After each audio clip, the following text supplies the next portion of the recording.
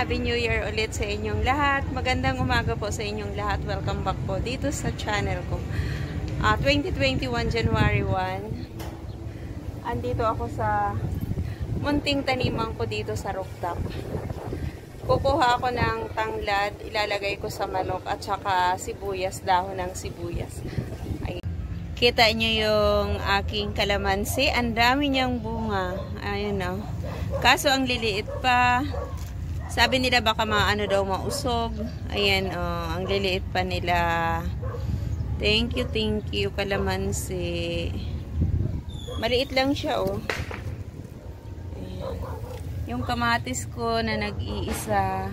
Syempre kukuha na ako dito sa tanglad. Dahon lang ang kukunin ko. Kasi ilalagay ko to siya sa manok. Ayan. Okay lang yan dahon, mabango naman siya. Ayan o, tingnan nyo. Diba? Libre na. Ayan. Ito yung nakuha kong tanglad. O, ayan. Diba? Tingnan nyo yung litos ko. O, laki na, diba?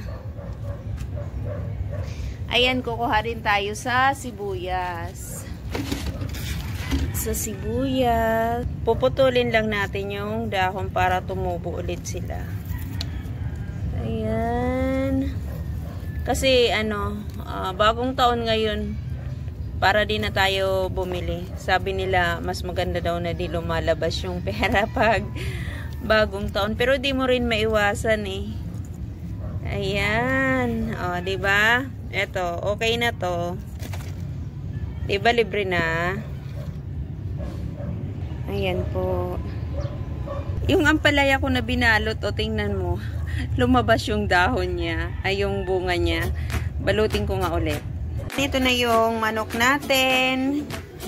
Bali, nung bagong taong ko sana ito lulutuin. Kaso, hindi ko na naluto dahil lang kami, 3 kami, tapos madami na din kaming pagkain. Ayan. Bali, ito lang ang kakailanganin natin dyan. Siyempre, yung una dyan, yung tanglad na hinarvest ko, bawang, sibuyas, lemon, pineapple, saka asin, at saka syempre yung paminta, at saka yung sibuyas dahon. Ayan, ang gagawin ko lang nito. Ayan, ilalagay ko lang yung tanglad sa loob ng sa loob ng manok.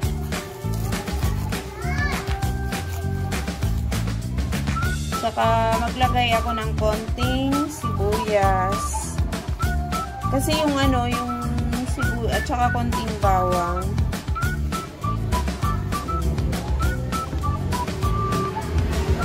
Tapos, dito,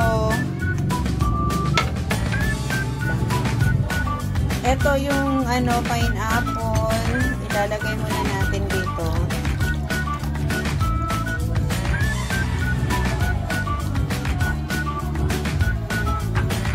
Saka, ilagay na rin natin yung lemon, pipigay natin.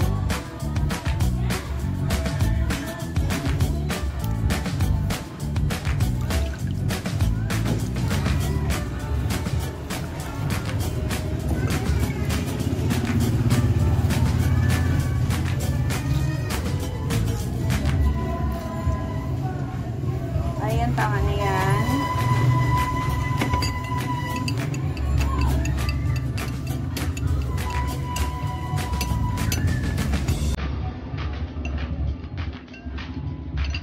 Ayan.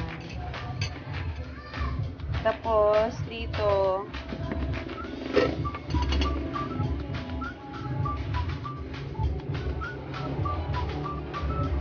lagyan natin ng asin. Nilamusan na natin ito ng asin. Kasi, Ayan.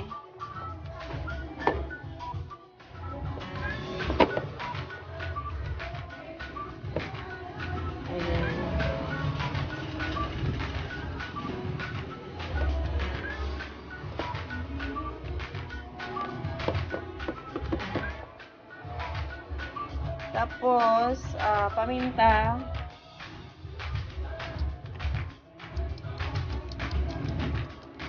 Simple lang to na luto. Pero pag naluto to, parang mas masarap pa siya sa lechon manok.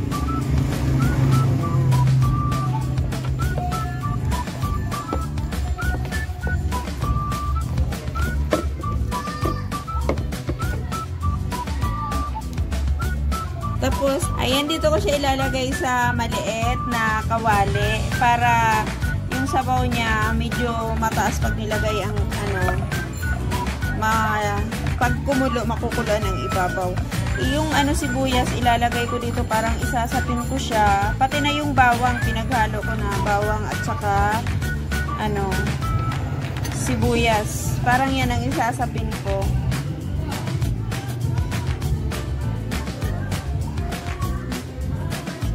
Ayan. Tama lang yung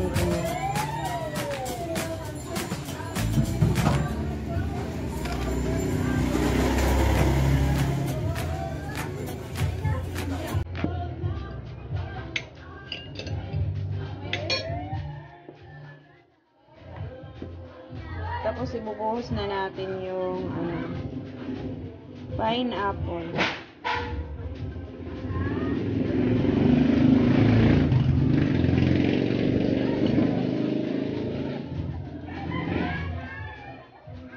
Saka natin yan lulutuin ng dahan-dahan. Lagyan pa natin ng kasi masarap nito yung maraming paminta.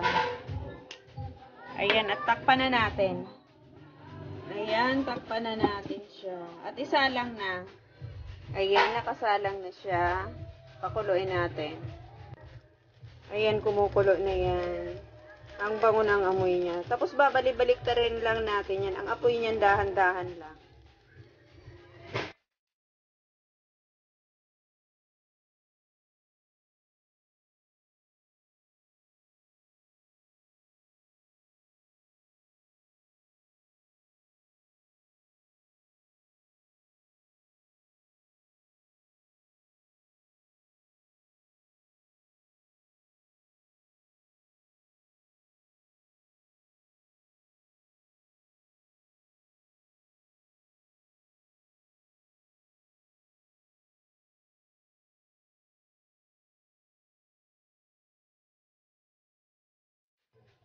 Ayan.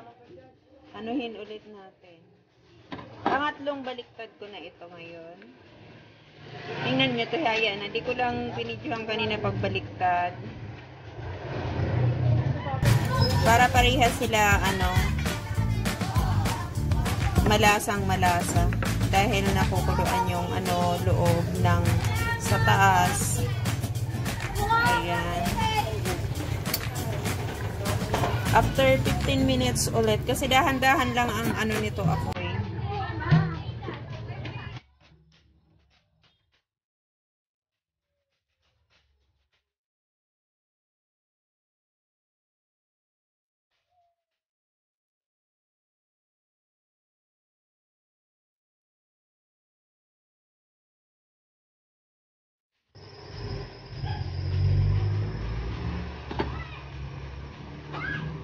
Luto na to. Pero, patutuyin ko pa to. Ang lambot ng nito. Ayan, ang bango niya.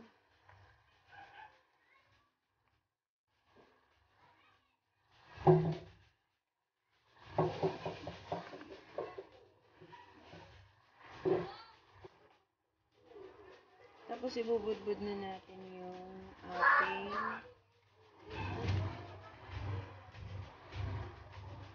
sibuyas dahon.